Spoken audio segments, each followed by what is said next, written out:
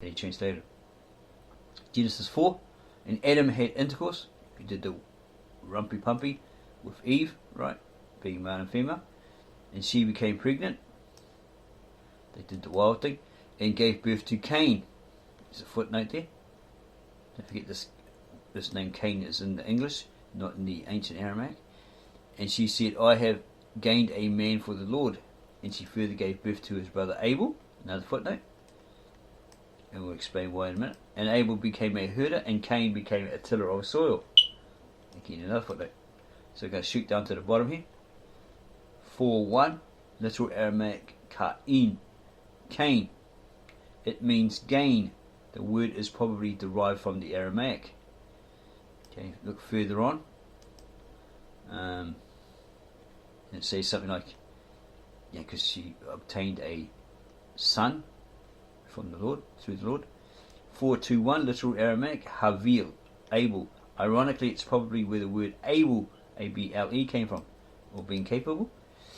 Well, we found, looking at another version, these maps of that area, right? Cain kills Abel, then he buries him somewhere in the paradise, right? So his name, Havil, right? We're going to go way back up to the beginning here, right up here. We made note of that. But the 4 tributaries, the 4 heads of the rivers, right? Splitting into 4, becoming 4 heads. I just got to find it now. Where is it? Is there only something? Yeah, where are we? 4 tributaries. Let's try and find it again.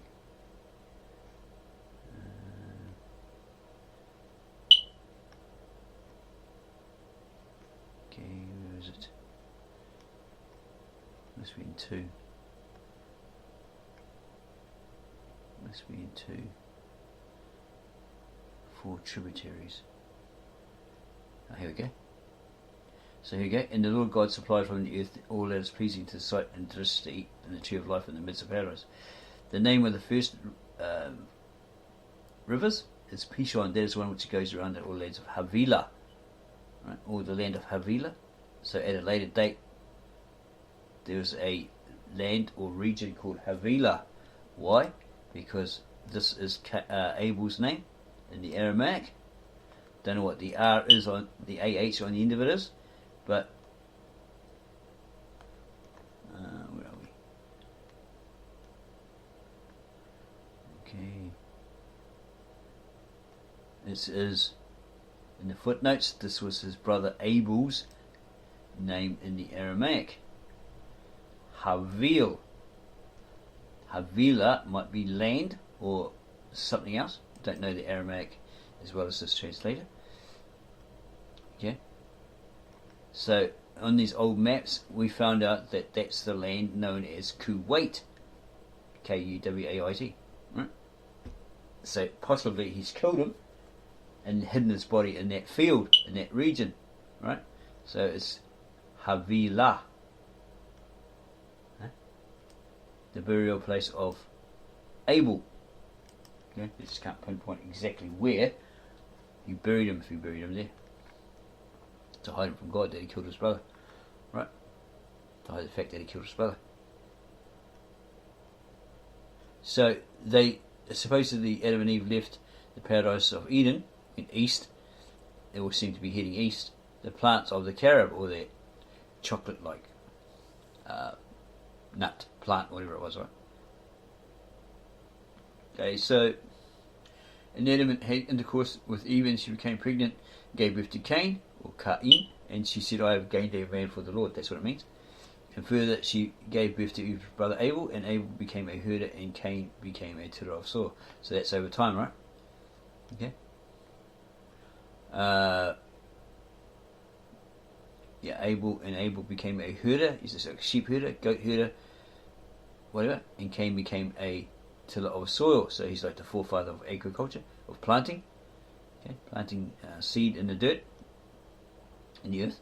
And there came Cain after many years or ages, eras, or period, and brought of the fruit of his land an offering to the Lord. Remember, the earth was cursed because of Adam's sin. And Abel came and brought from the consecrated best of his herd and of his fatlings. Okay. Yeah. And the Lord was pleased with Abel and his offering, probably because he was consecrated. Like, they grew really well. They're really good looking animals, nice and fat and all that sort of stuff. So the Lord was pleased with Abel and his offering because he did the right thing, right? God commanded, bring me a sacrifice consisting of, so he did as he was told. Whereas with Cain and his offering, he was not pleased, and it really bothered Cain, and his face turned sour, like he just ate 3 lemons. And the Lord said to Cain, why did it upset you? And why did your face turn sour? Well, it wasn't because he ate lemons. Behold, or look, take note, if you glorify me, or honour me, you shall be accepted, and if you do not, your evil Lord, there's a footnote there, who are they actually talking about, awaits you at the gate of sin. You will turn to him, and he shall have authority of you. So look at the footnote. 4:7, literal Aramaic word, Rabishu, or Lord of Evil, from cuneiform records of Mesopotamia that was several thousand years old. So what they've done is they've adopted and then adapted, okay, from those old cuneiform records of Mesopotamia. Yeah? Or that's basically what it says. Okay, and he's translated it into the English. It's an old claim or myth or record of what the Mesopotamians, the ancestors, wrote on these tablets. Okay, and someone has translated them, and he's also translated them into English. Yeah, and Cain said to Abel his brother, we are better off outside. Footnote. While they were in the field, Cain rose up against Abel his brother and killed him. Okay. 4:8, literal Aramaic idiomatic expression retained. We do not need this. Okay.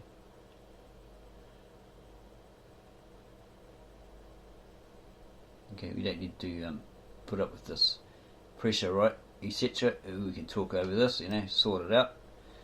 Okay. Why accepted yours and not mine, etc.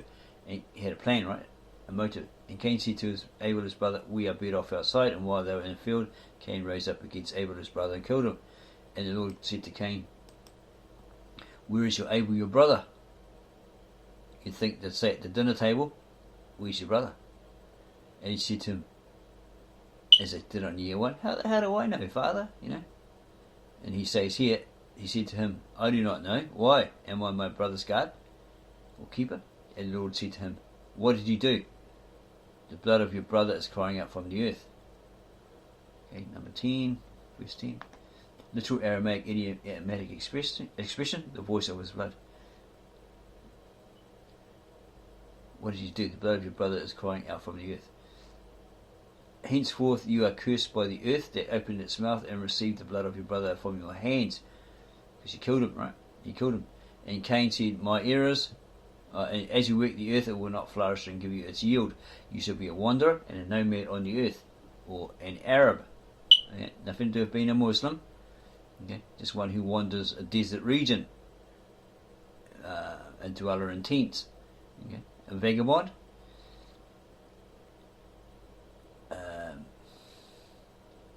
And Cain said, my errors are too great to be forgiven. He's talking to God, right?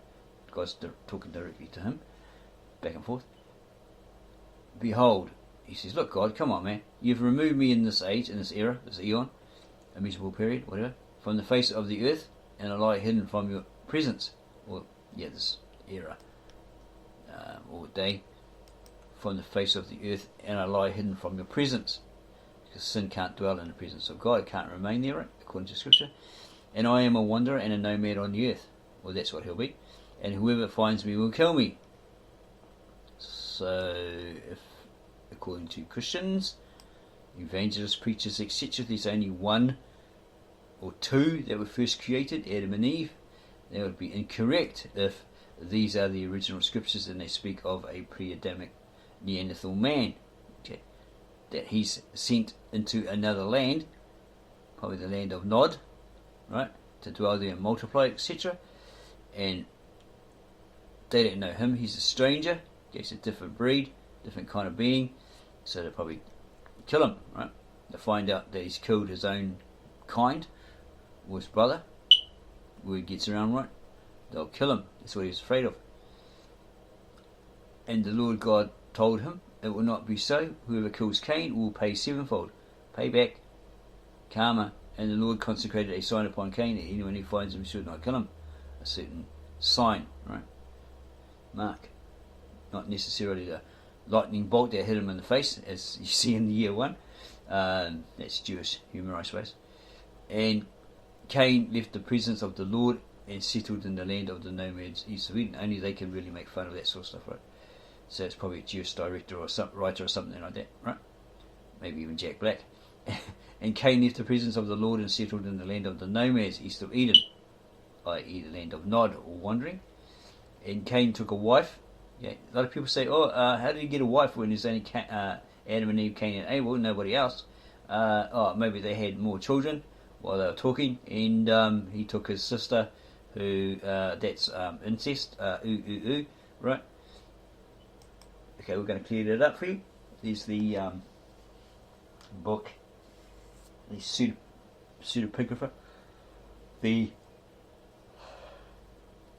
Lost Book of Adam and Eve, possibly part 2, where Cain and Abel were born, whether they were twins or one born after the other, but yeah, I think it says twins. When they were born, they had 2 females attached to their legs, right? And Cain saw that Abel's ones were prettier. It was pretty, she was hot, right? And he instantly wanted her, desired her, lusted after her. So that's why he killed his brother, to have her, right? According to that pseudepigrapha, which they know, they can pinpoint the date that it was written, possibly in the Middle Ages, but not the author, so they tend to consider it, especially Bart the Ehrman, as pseudepigrapha, a false book. Okay? To explain away how things happened in the days of Adam and Eve, Cain and Abel. And when people were seeking an answer, there you go. This is what happened, and this is why he did it. So he gets a sign on him, and he goes into this land of wandering, gets a wife. He finds himself a wife, basically, and she becomes pregnant and gives birth to his first son, his heir, Enoch. And Cain started a village and called it after his son Enoch. This might be a different Enoch to the Enoch of the theory of him being a space traveller and all that sort of stuff, according to the book of Enoch. And to Enoch was born Irad, and to Irad was born Mehujael, and to Mehujael was born Metushael. These are all like, whatever they mean. It's got possibly of God. They're of God. Let's just say, for example, God blessed, or God cursed, or something like that. So he's got this, whatever the name means, we're not too sure on it. Was born to Metushael, and to Metushael was born Lamech. And Lamech took 2 women, and the name of the first Ada, and the name of the other one was Salah. Okay, so here's the first, what do they call it, polygamous? Is it? Bigamous? Yeah. He did this way before the Mormon Church did it, Latter-day Saints. Okay. For whatever reason, there's a reason behind that, possibly, like in the book of Adam and Eve, right? I think it might be part 1. Lamech went to hunting because he liked hunting, and he accidentally killed Cain with an arrow, thinking he was a deer or something, and also probably the future husband of one of these wives. So yeah, maybe it was deliberately, maybe not, but because they died as a result of his accidental death, he takes that younger person's potential wife to be, right? And Lamech took 2 women, and the name of the first was Ada, and the name of the other one was Salah.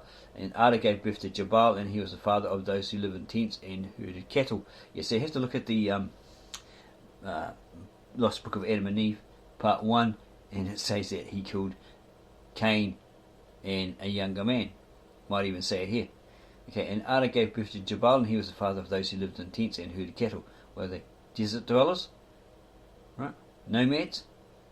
And they had cattle, possibly goats, sheep, etc. And the name of his brother was Jubal, and he was the father of all those who took up the guitar and the horn. So they were a rockin' band. And Salah also gave birth to Tubal-Cain, and Tubal-Cain's sister Naamah. And Lamech said to his woman, here it comes, Ada and Salah, listen to my voice, woman of Lamech, heed my sayings, for I have killed a husband in my bigamy. Okay, he killed Cain, and a young boy in my lechery. What's lechery? That's like treachery, right? And his lust, probably.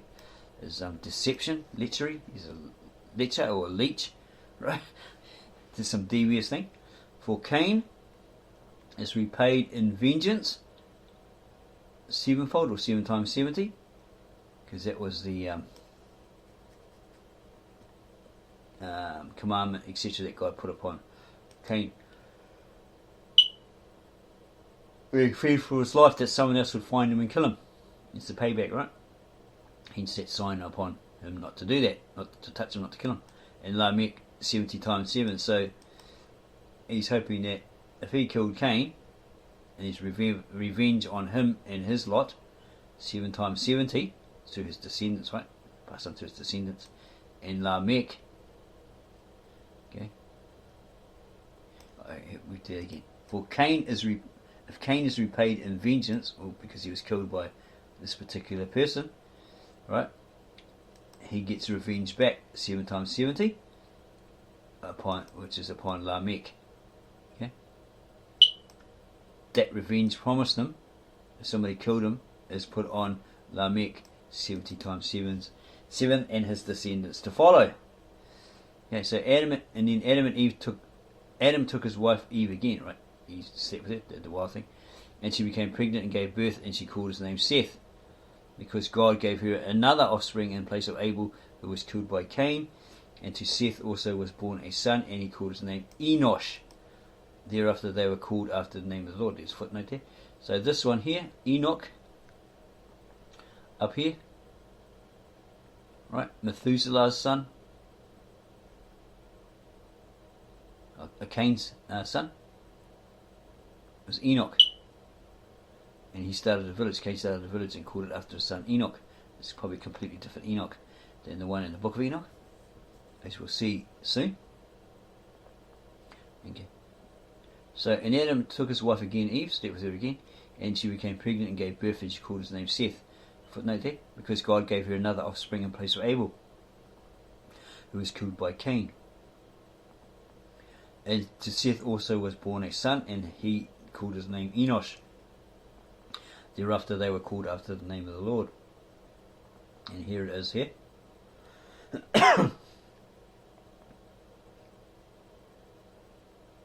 425, literal Aramaic word, shehit. Shehit, instead or in place of that's the name of Seth in the Aramaic, the ancient Aramaic. Pretty sure that says that, shehit. And to Seth also was born a son, and he called his name Enosh. Thereafter they were called after the name of the Lord. And it's the beginning of the line of the children of the Lord.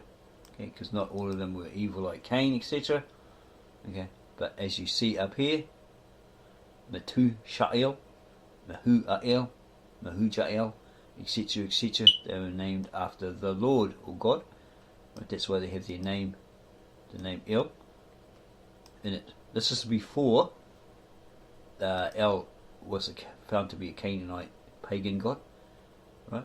And the Hebrews, later Hebrews, maybe modern Hebrews, scripted it wrong, because the original name of God It's not El, it's a pagan Canaanite god, etc. It was El, E-I-L. Okay? There's a difference here. You see that later on in the New Testament, or further on. Okay? When Christ is on a cross in the New Testament, he says, El, El, E-I-L, E-I-L, my God, or Eloi, Eloi. That's the other rendition. Okay, title of God, name of God. Okay, so therefore, thereafter, those that believed in him, followed God, worship God, were called after the name of the Lord. What he's actually indicating here is this is the beginning of the line of the children of the Lord. Okay, so there's like two lines. There's there would have been if Abel hadn't been killed by Cain, right? So he had this God-fearing, godly line that becomes the line of the children of God, which Christ comes through eventually, the Christ, the Messiah. And then you have this split, this unholy line, for this different reason, right? And we're going to get into that in a moment. Okay. Yeah. Therefore, they were called after the name of the Lord. They started having this El, etc. put on any of their names. Okay, that's what it's meaning there. And then there's the beginning of the line of the children of the Lord through Seth. Okay. Adam's son, replacement for Abel that Cain killed. So there you go. There's two separate lines. There's a holy line and an unholy line. Okay, one of Seth and his descendants, and the other one of Cain. Okay, possibly through Lamech. Let's see. Yeah, here we go. Yeah, he's a descendant of one of Cain's sons, right? Well, yeah, okay, son Enoch. Yeah, okay. So one of his descendants, his line, right? Okay. So that's the name of the evil lord in the Aramaic, Rabishu. Now we're going to have a look at 1, 4, 5 to 8. Genesis or Breetah 5 to 8. We're trying to open up your mind, expand your mind. So it's translated by Victor Alexander in 2001 into English from the original manuscripts. We're trying to expand your mind, so you're waking up to the truth of what the scriptures, the original ancient, very old scriptures from 800 B.C.E. or further, then copied by the scribes and monks. This language was spoken by the Old Testament prophets in the lines of Moses, Ezra, Isaiah, etc. And so forth. Trying to wake you up to that, to realise that you're being tricked by these evangelists out there with their modern Americanized Bible versions translated into English. As Bart D. Ehrman says, they are copies of copies of copies of copies of copies, a copy of a copy of a copy of a copy, etc. They're not the original manuscripts. So we're presenting you with the said and proven original manuscripts, possibly the OT and the NT, Galilean Aramaic, hidden and therefore preserved for over 2,000 years by the original Church of the East, and then through the revived Assyrian Aramaic or Assyrian Church of the East. Okay, and these scriptures are translated by a native-born Aramaic-speaking translator from Victor N. Alexander from Mesopotamia into the nearest English equivalent, staying faithful to what the original scriptures actually say, okay, without bias and all that sort of stuff that most translators have. Twist it, put their own opinions in, their own views, understanding. He's tried to refrain from doing it, right? Yeah, he's done very well. Okay, Genesis 5 to 8. This is the scripture of Adam's birth. It's the genealogy, right? In the eon that God created Adam, in the likeness of God He created them. And it goes on. Yeah. And Adam lived 130 years, and he produced offspring in his own image, and he called his name Seth. They're pretty healthy, they had good food. Usually people later on don't live that long. Different reasons, viruses, diseases, whatever. And Adam's line after the birth of Seth lived 800 years, and to him were born many sons and daughters. And so Adam's entire line was 930 years altogether, and then it ended. So look at your Genesis 5, 5, sorry, and in the English it'll tell you that he lived to be 930 years and then he died. So if these are the original manuscripts, that's incorrect. Okay, it's saying in that particular original language and manuscripts, he lived to be so old. Supposedly he lived 800 years. Well, don't forget the years are short, consisting of 10 months, 29 to 30 days, perhaps. So he lives to be 800 years, and to him were born many sons and daughters, offspring, descendants, right? Grandchildren, children, grandchildren, etc., etc., of both sexes. And so Adam's entire line was 930 years altogether, and then it ended. So it's not saying that he lived to be 930 years. Probably could have died 801, right? At the age of 801, whatever. And it says here, Genesis 5. This chapter follows in detail the line of Seth. 5:5, literal Aramaic idiom or expression, it died out. So his line, Adam's line, after the birth of Seth, right, his producing his sons, descendants, whatever that he might have produced through Eve later on, lasted 930 years altogether, then it died out because it becomes Seth's line, right? Or Seth's son Enosh's line. Over time, it slowly diminishes, right? There's no more Adam, there's no more Eve, right? There's no more Enosh, Seth, Enosh, or whatever. It becomes a different line because the son born to Seth, his first son, is the heir. He has like this birthright, and he becomes the leader of that tribe, the descendants, right, to follow that emerge from it. So after 930 years altogether, Adam's line died.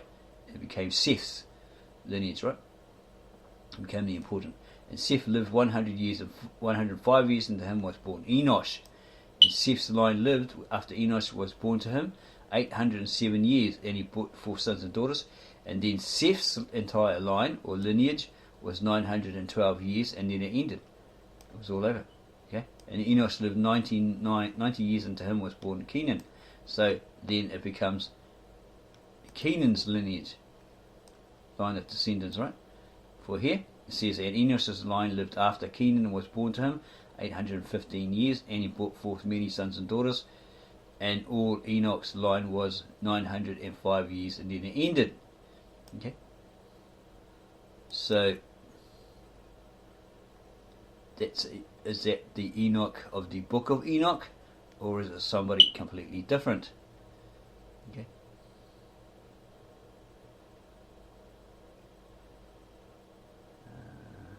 This is the Enoch. We're going to find out where he originated. Where are we?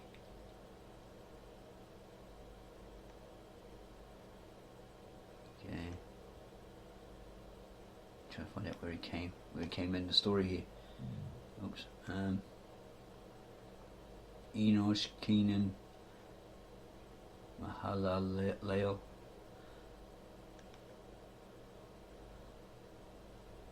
Irad.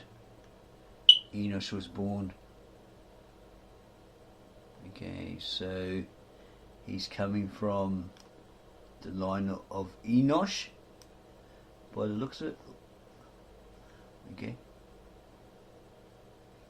Down here. And Enoch lived 65 years, and to him was born Methuselah. Footnote: Matushilak. went from Enosh. That went from Enosh.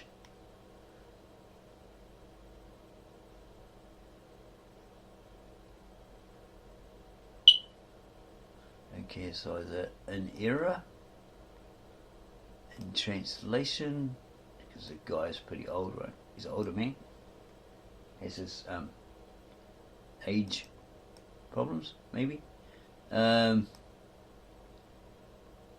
could correct us on this, because it looks like it says Enosh, and then it jumps to Enoch. Okay, we're checking this out. Erad's entire line was 962 years and ended. And Enoch lived 65 years, and to him was born Methuselah. Okay, trying to find out. We'll have a look at the further scriptures on that. And Enoch glorified God after the birth of Methuselah, and his offspring for 300 years did likewise, and he brought forth sons and daughters. And Enoch's entire line was 365 years. And Enoch praised God for his duty, for which God had consecrated him. So here, in Genesis, unlike your Americanized Bible version, it doesn't say he didn't die and he was taken up by a chariot up into the heavens. God took him, right? It just says Enoch praised God for his, because it was his duty, right? For his whole lifetime, for which God had made him holy. It was his mission, right? His purpose, his destiny. He honoured it, okay, for which God had blessed him. Okay. And then Methuselah lived 187 years, and to him was born Lamech, and Methuselah's line after the birth of Lamech 780 years, and so forth. And Lamech lived 182 years, and he had a son, and he called his name Noah, or Nah. That's the Palestinian name, Paleo-Hebrew name that they used. His name in the myth, the what do you call it? The epic of Gilgamesh, the creation and the flood story of the Sumerians, etc. Named him as Upancham. The name similar to that, right? In the epic of Gilgamesh, after his beloved friend died after the killing, because they killed this creature that was the guardian, this giant fiery guardian of the cedar trees, put there by these gods, these Anunnaki apparently, and they said, who killed him? Because his friend was like running with the animals, right? Acted like an animal and all that. And then Gilgamesh heard that there was one tougher than him, so he went to go challenge him, and he ended up fighting him and befriending him, right, bringing him back to his courts, whatever. The supposed real king. Became best friends, and they went out and they killed this Buzu or some funny name like that in that story. So the guys were like, what the hell? Who killed him? Who killed our precious creature, right? Guardian of the forest. So whoever did that has to pay, will have revenge on him, they'll die. So eventually this friend of Gilgamesh's dies, right? The guys took him and all that sort of stuff, slayed him, whatever. So he's all sad, so he's running around the planet of that area, and he hears of Upancham, who's immortal, be it legendary or actually an immortal, that survived a great deluge or flood. So he went looking for him to find the secret of immortality. Okay, and then later on, obviously, it was adapted, modified to make it more palatable, and his name became Noah. Yet in the Palestinian era, Paleo-Hebrew, etc., he was called Nah, in apostrophe AH. Right? So that word sounds similar, became Noah, and so forth. Okay, so yeah, that's the Enoch of the conspiracy theory that he didn't die, got taken up by a chariot or UFO, and all that sort of stuff according to the book of Enoch.